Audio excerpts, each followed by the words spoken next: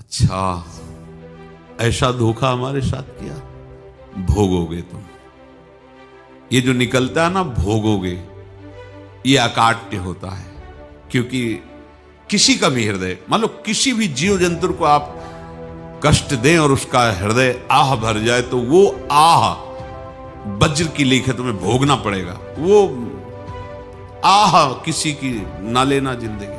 कोई ऐसा कोई आह भर करके कह दिया तुम समर्थ हो, हम तो कुछ कर नहीं सकते, और अंदर से दुखी, फिर तुम्हारी सामर्थ्य काम नहीं करेगी, मिट्टी में मिला देगी। ऐसा नहीं कि आप जो कर रहे हैं कोई देख नहीं रहा, कोई हिसाब किताब नहीं, जो कर रहे हैं अवश्य में भोक्तव्यम, बहुत सावधान।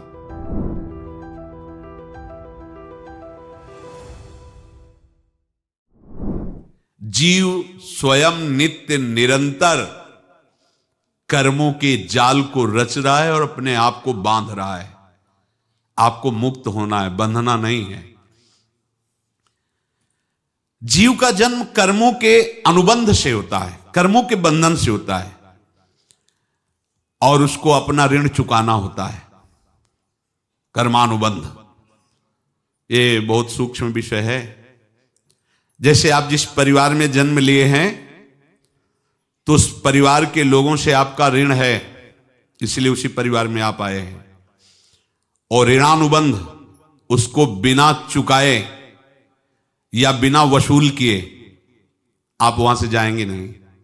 आपको लेना है तो वसूल करना है, और देना है तो चुकाना है। ये पूर्व के जन्मों से निश्चित किया गया है।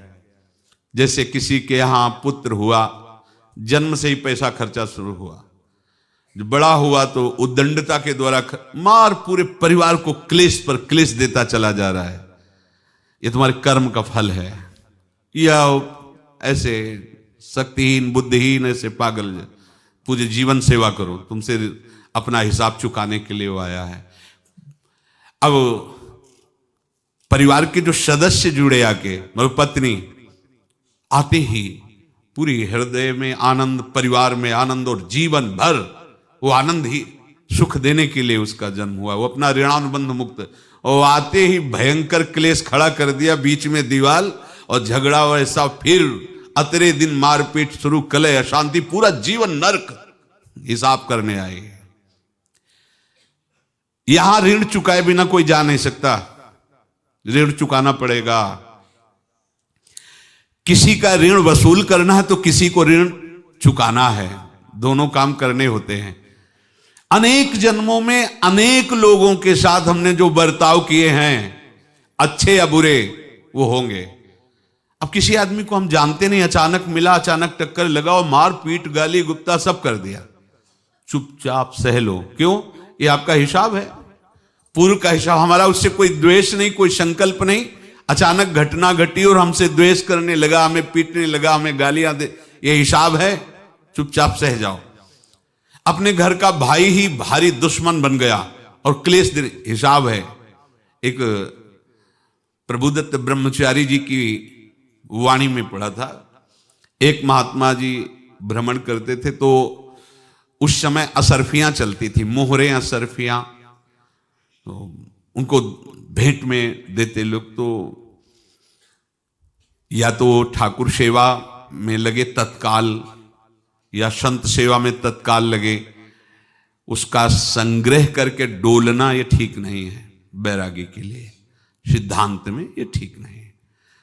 तो जब 2, 4, 6, 8 ऐसे मोहरे हुई, तो उन्होंने विचार किया कि और भ्रमण करके जब काफी मोहरे हो जाएंगी तो प्रयागराज में जब कुंभ पड़ता है, एक बार पूरे सब अखाड़े के संतों को, अलग अलग संप्रदाय सब संतों को बुलाएंगे और सबको पवाएंगे।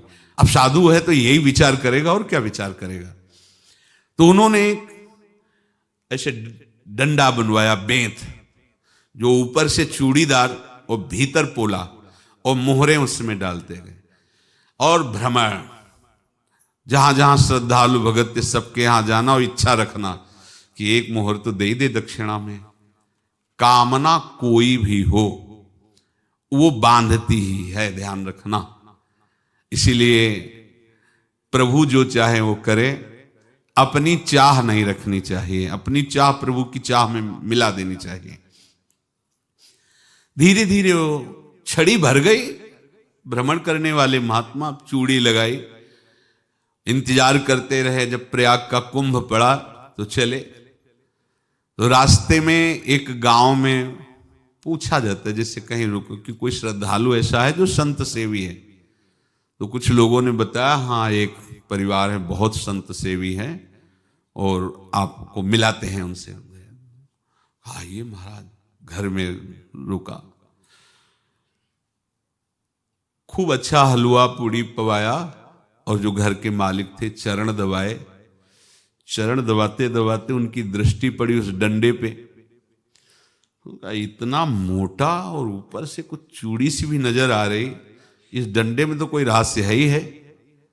अब महात्मा जी को खवा पिला के सुला दिया। महात्मा जी जब सो गए तो पत्नी से धीरे से कहा, वो डंडा लाओ बाबा जी का डंडा। वो चूड़ीदार जो ही खोला पलटाया तो सैकड़ों मोहरे। ऐसे संत रोज पधारे भगवान, तुम आनंद हो जाए फिर क्या। पत्नी से कहा, नाप के कंकड़ लाओ। वो तो महात्मा जी तो खाए खीर पूड़ी, आराम से सो रहे। रात में पूरी प्लानिंग करके उसमें कंकड़ भर के चूड़ी लगाकर सिराने रख दिया, सारी मोहरें हटा ली। महात्मा जी आराम से छड़ी उठाए तो वजन पक्का। वैसे बड़े लोग चतुर होते हैं, पर ये नहीं जानते कि कर्म कितना भयानक होता है।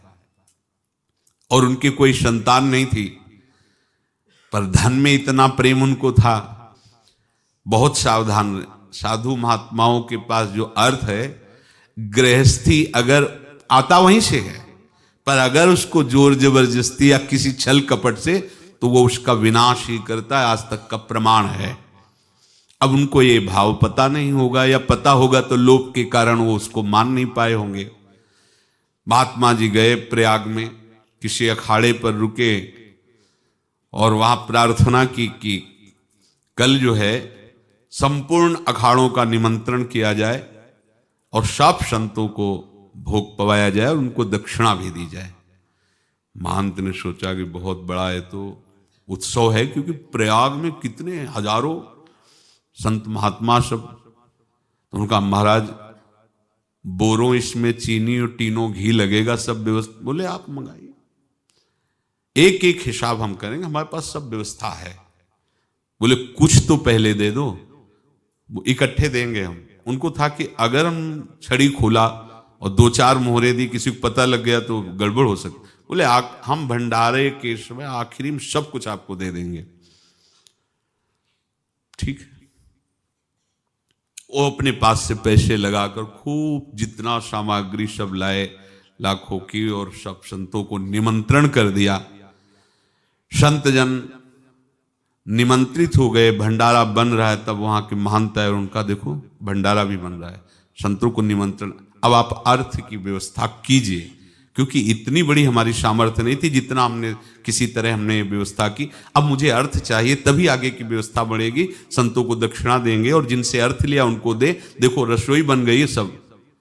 उनका छत में विश्वास नहीं तो ये अभी चूड़ी खोली।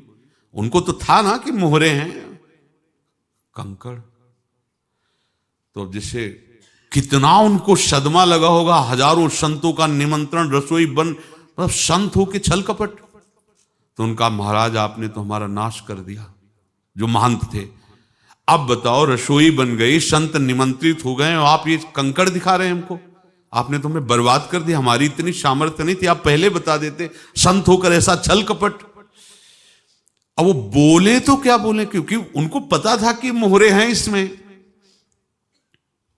अंदर से उनका चिंतन गया उसी सेठ के पास, अच्छा ऐसा धोखा हमारे साथ किया, भोगोगे तुम। ये जो निकलता है ना भोगोगे, ये अकाट्य होता है। क्योंकि किसी का भी हृदय, मान लो किसी भी जीव जंतु को आप कष्ट दें और उसका हृदय आह भर जाए, तो वो आह वज्र की लेख है, तुम्हें भोगना पड़ेगा। वो देखो भीष्म जी को भोगना पड़ रहा है ना। सांप को ऐसे धनुष की नोक से उठाया और बंबूल के कांटों के ऊपर फेंक दिया, कई दिन तक शेदा हुआ, वो आह भर करके मरा। तो आपको 6 महीने बाणों की सैया पर आह किसी की ना लेना जिंदगी में। कोई ऐसा कोई आह भर करके कह दिया तुम समर्थ हो, हम तो कुछ कर नहीं सकते, और अंदर से दुखी, फिर तुम्हारी सामर्थ्य काम नहीं करेगी, मिट्टी में मिला देगी।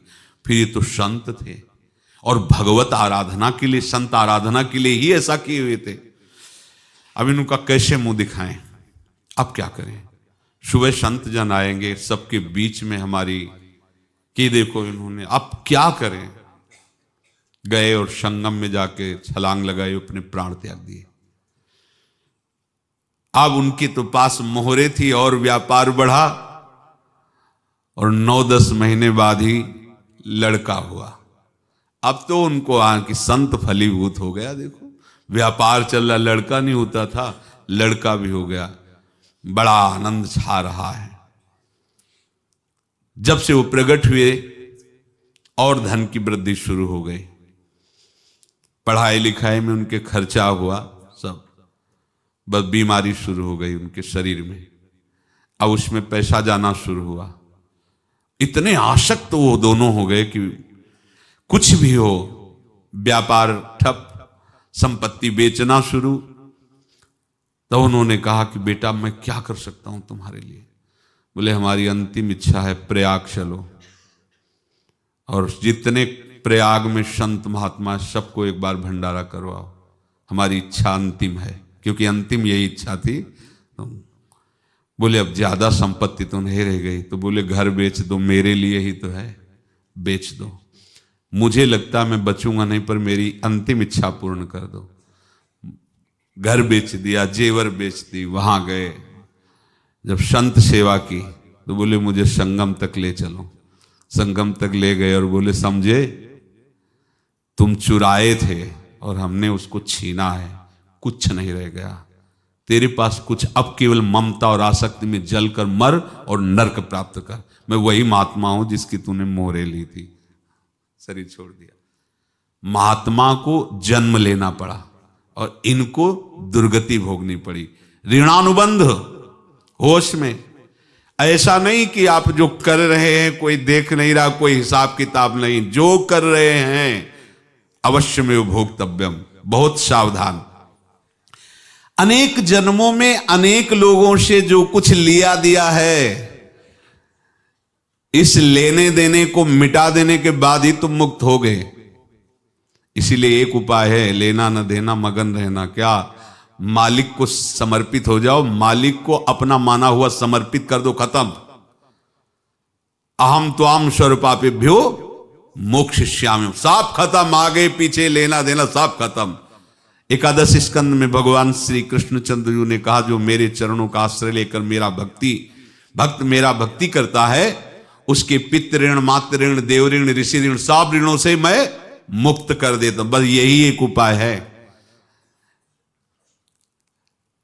जो इसके बंद करने का उपाय भक्तों के लिए है, वो यही है, भगवान की शरण में होकर अपना माना हुआ पूरा भगवान के अर्पित कर दो। अर्पित करने का तात्पर्य उसमें अहम हटा दो।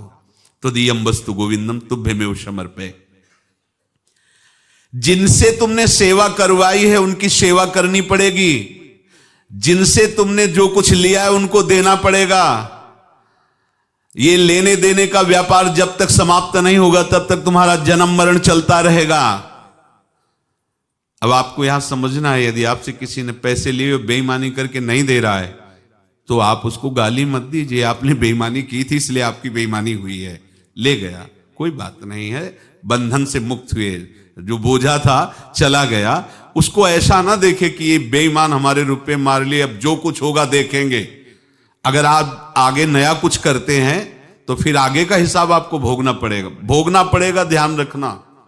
ऐसा नहीं है कि आपको भोगना नहीं पड़ेगा। एक ही उपाय है कि अब जो शरीर धारण किए इसी में जो भोग ले, आगे ना होना चाहिए। तो क्या करे? सर्वतो भावेन भगवान की शरण ले ले। ये तो सर्वाणि कर्माणि मयि सन्न्यस्य मत्पराः अनन्येनैव योगेन माम ध्यायन्तु उपासते तेषामहं समुद्धर्ता मृत्यु संसार से। ये बड़ा कठिन है पार होना, कोई छोटी मोटी बात है। एक महात्मा बाल्यावस्था से भजन करते थे, शालिग्राम भगवान पास रखते थे और उन्हीं की आराधना करके बस पाठ नाम जप और भ्रमण करते थे। यौवन अवस्था थी, गंगा जी के किनारे अपने ठाकुर को विराजमान करके स्नान करने के लिए कपड़ा ही उतार रहे थे कि 90 लोग आ गए, भाला तलवार सब ले, मारो मारो इसको मारो, घेर लिया। तो उन्होंने हाथ जोड़कर कहा हमने क्या अपराध किया, कोई सुन ही नहीं रहा। तो उन्होंने कहा मार तो डालोगे ही आप 90 लोग, हम कोई अस्त्र शस्त्र तो लिए नहीं, एक बार हमें गंगा में डुबकी लगा देने दो और अपने ठाकुर को स्नान करा देने दो, फिर इसके बाद आप मार देना। भगवत इच्छा से वो लोग रुक गए, स्नान किया और अंदर से प्रार्थना की, प्रभु ये क्या लीला है आपकी, आपके सिवा मेरा कोई है नहीं और ये मुझे मारना चाहते हैं। तो भगवान ने जानते हो क्या कहा उनके अंतर में, तुम मेरे में ध्यानस्थ हो करके शरीर को छोड़ो, ये लोग मारेंगे, ये मेरे भजन का फल है कि तुम्हें 90 जन्म नहीं लेना पड़ेगा, एक ही जन्म में 90 मिलके, तुमने 90 हिंसा की थी पूर्व में, तो तुम्हें 90 बार जन्म लेना होता और एक एक करके मारते। ये मेरे भजन का प्रताप है कि एक बार में ही 90 का हिसाब हो जाएगा। तुम आंख मूंदो, मेरे ध्यान में मगन रहो, मेरे प्रताप से तुम्हें कोई चोट नहीं होगी और स्वाभाविक मूर्छावस्था में प्राण तुम्हारे छूट जाए। ऐसा ही हुआ, ऐसा हुआ। तो ये बात समझ लो कि ये जो कर्मानुबंध है, ऋणानुबंध है। अब देखो, अगर शाप महात्माओं ने दिया कि तुम्हारे वंश का इससे विनाश होगा, तो भगवान भी परम धाम जा रहे तो उसी कील से, बाण की नोक में जो मछली लील गई थी छोटा कण, उसी से की नोक बनाई और उसी नोक को प्रहार किया, भगवान के श्री चरण में वही बाण की नोक लगी और भगवान ने स्वीकार किया ना। भगवान का बड़ा लीला विचित्र है। अगर छुप करके उधर रामावतार में बात, तो इधर ऐसे स्वीकार किया है भगवान ने। ऐसा कहीं नहीं दिखाया कि मैं भगवान हूं तो मैं अपने लिए, ऐसा नहीं दिखाया। नारद जी का हित किया पर नारद जी ने श्राप दिया तो भगवान ने स्वीकार किया। बंदरों ने ही सहायता की, जैसा बोले थे वैसा। ये लीला इस शरीर में भोगनी पड़ेगी। हाँ, ज्यादा को कम में भुगता देंगे, पर अब अगला शरीर ना मिले, इसके लिए सर्वतो भावेन भगवान के आश्रित हो जाए। जैसे आपने दुकान फैला रखी है तो उसमें दो काम होते हैं, लेना और देना।